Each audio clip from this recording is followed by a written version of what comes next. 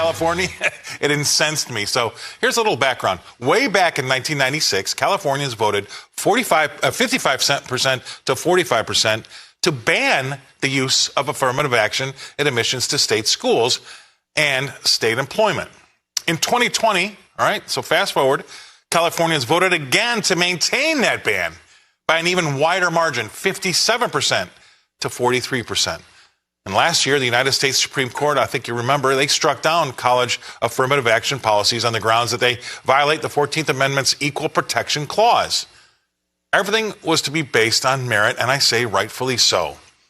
But those running the University of California maintain their obsession with race and diversity and equity and inclusion. They're undeterred in their mission to enforce equity via affirmative action.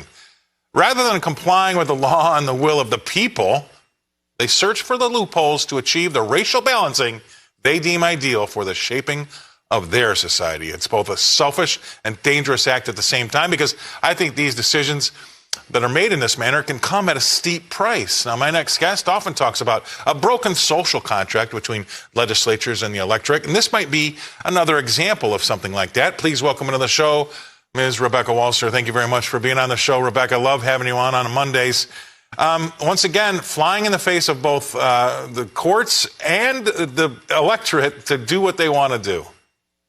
You know, Scott, what scares me more than anything, and this is very, very, very serious, is this reminds me of Mao's Cultural Revolution, Communist Revolution in China, because what he did was he divided the classes. In this country, we're very used to the races being divided, and we're very used to that being a polarization, and this DEI is more geared to diversity, equity, inclusion.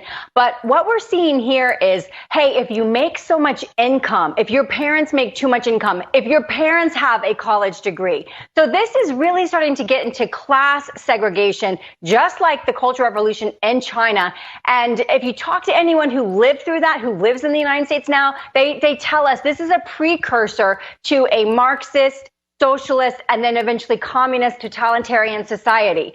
You cannot say that you're going to solve previous discriminatory problems with discrimination. And that is exactly what is happening here. Hey, we feel this group is disadvantaged, so we want to give them a leg up. And yet, how are we going to give them a leg up? We're going to discriminate against other people whose parents have gone to college, whose parents make too much money. And this is serious. Scott, we can all think that, hey, maybe something needs to be done to kind of correct some of the things that are the results of years and years of economic disadvantage for certain classes and groups of people. And that's totally legitimate and fine. But what's not fine is to really start segregating people by class and discriminating them and implementing policies, Scott, implementing actual admissions policies, especially after the Supreme Court, obviously last year, knocked down affirmative action. Yeah, you're right. I mean, Thomas Sowell talks about this a lot. I don't know if you...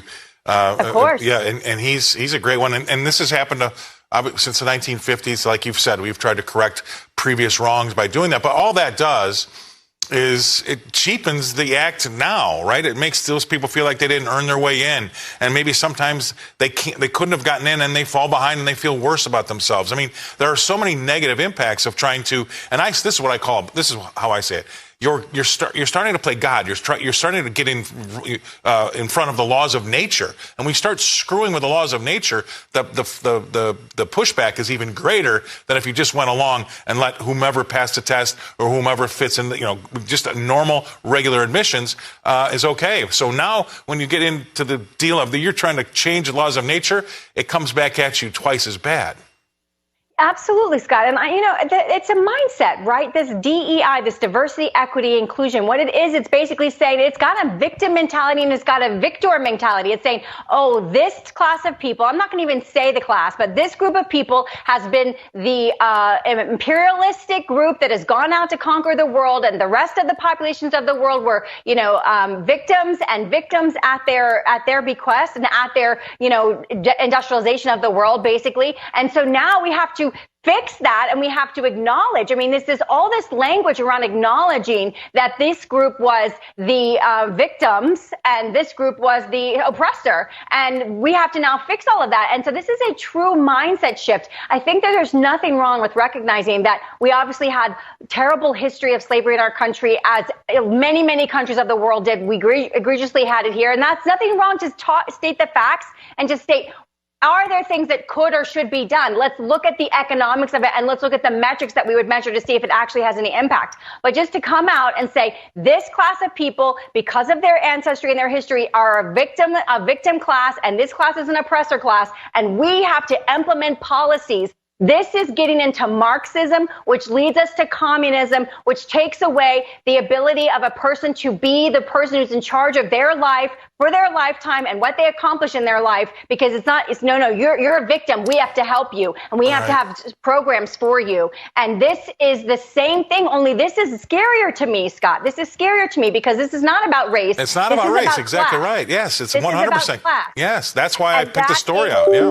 That is a complete shift from just diversity. This is not just about race. This is now moving us to class. And that is why I bring in the Mao Cultural Revolution, because that is how he did it. He literally made it against the bourgeoisie versus the proletariat working class. And 2 million people died. And Mao became the Chinese god of their communistic religion. So we cannot act like this is just benign and let it go. It is not benign. It is invasive, and it is nefarious, and it has to be called out. All right. Well, we're calling it out. I appreciate that. We moved on from race. Now it's class, and that's why I brought that story to everybody's attention. Thank you very much.